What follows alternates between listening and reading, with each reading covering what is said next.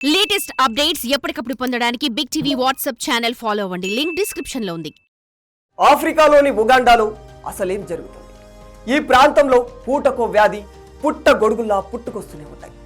డింగా డింగా ఈ పేరు వినడానికే చాలా వింతగా ఉంటుంది. కానీ ఉగాండాలో ఓ భయంకరమైన వ్యాధి. ఈ వ్యాధి పేరు వింటేనే అక్కడి ప్రజలు వణికిపోతూ ఉంటారు.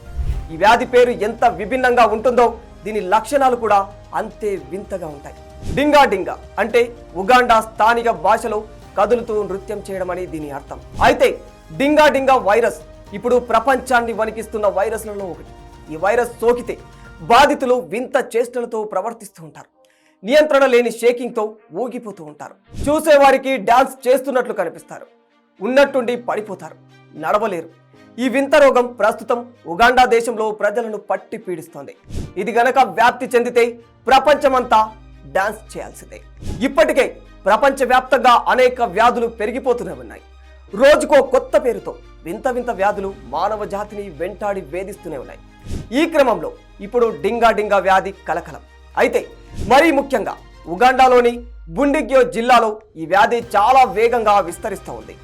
ఈ వ్యాధి మహిళలు, బాలికల్లోనే ఎక్కువగా వ్యాప్తి చెందుతోంది. అయితే ఇటు స్థానికులు, అటు అధికారులు భయాందోళనకు గురి చెందుతూ ఉన్నారు. ఈ వ్యాధి సోకిన వారి శరీరంలో తీవ్రమైన వణుకు, జ్వరం, ఆ తర్వాత బలహీనపడటం లాంటి లక్షణాలు కనిపిస్తాయి. ఇప్పటి వరకు 400 మందికి పైగా వ్యాధి బారిన పడినట్లు అధికారులు చెబుతున్నారు. అయితే వ్యాధి కారణంగా ఇప్పటి వరకు ఎటువంటి మరణాలు సంభవించలేదు.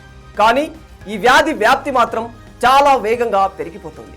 శరీరంలో వణుకు వచ్చినప్పుడు అదో రకం డ్యాన్స్ చేసినట్టే ఉంటుంది. అయితే ఈ కొత్త వ్యాధి పట్ల ప్రజలు అప్రమత్తంగా ఉండాలని ఓవైపు ఆరోగ్య శాఖ కూడా హెచ్చరికలు జారీ చేసింది.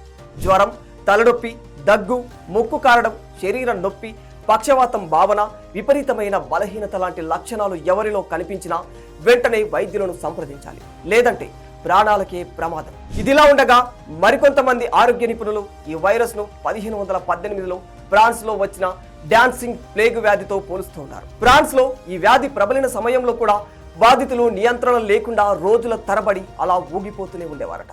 అప్పట్లో ఇది చాలా మరణాలకు దారితీసింది. ఖచ్చితమైన కారణం లేనప్పటికీ డింగా డింగా వ్యాధి కారణంగా శరీరంలో అనియంత్రిత వణుకు మొదలవుతుంది.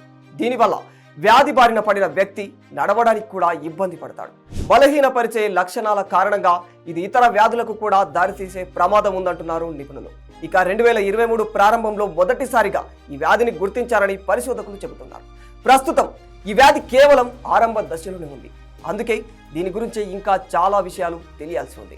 అయితే ఈ డింగా డింగా వ్యాధికి ప్రధాన కారణాలు ఏమిటి, ఎలాంటి వారికి ఈ వ్యాధి వస్తుంది అనే దానిపై ఆరోగ్య శాఖ అధికారులు, పరిశోధకులు గుర్తించే పనిలో పడ్డారు. ప్రస్తుతానికి ఈ వ్యాధికి యాంటీబయాటిక్స్ పనిచేస్తున్నాయని, సక్సెస్ రేట్ కూడా ఎక్కువగానే ఉందని అక్కడి వైద్య అధికారులు చెబుతున్నారు. For more videos like this, subscribe Big TV channel.